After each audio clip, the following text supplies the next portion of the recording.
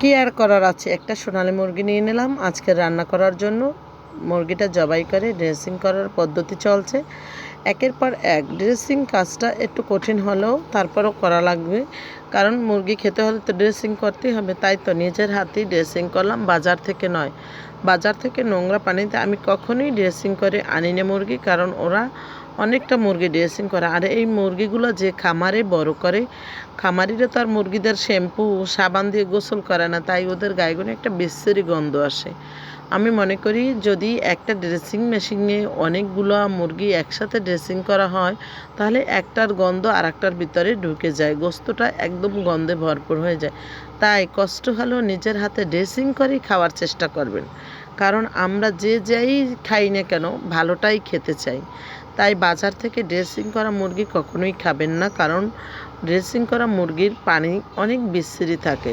হাতে সময় না থাকলে আপনি চামড়াটা খুলে ফেলে দিতে পারবেন, পাখনাটা আপনি চামড়ার সাথে টেনে খুলতে পারবেন, এবং পা দুটোকে আপনি কিন্তু ঘ্যাসে ছ্যাঁকা দিলে হয়ে যাবে। যারা পারবেন না তারা এভাবে করবেন।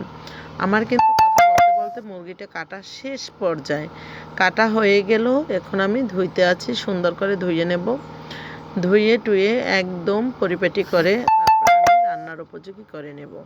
কারণ রান্না করতে হলে আমাকে পেঁয়াজ, রসুন, আদা একসাথে বেটে নিতে হয়েছে, কারণ একটা মুরগিতে যতটুকু পরিমাণ লাগে ততটুকু পরিমাণ একসাথে নিয়ে একবারই বেটে ফেললাম। কারণ আলাদা আলাদা করে বাটার সময়ও থাকে না, আর এরকমই পারিও না, কারণ একসাথেই নিয়ে নিই কাইটে বাইটে হয়ে গেছে। তাই তো আমি মুরগিটাকে পেঁয়াজটা আগে আমি ভেজে নিয়েছি, কারণ পেঁয়াজ, রসুন, আদা একবারে ভেজে নিলে তেলের সাথে এটার থেকে কাঁচা গন্ধটা মরে যায়। আমি মনে করি কাঁচা গন্ধটা আর আসে না।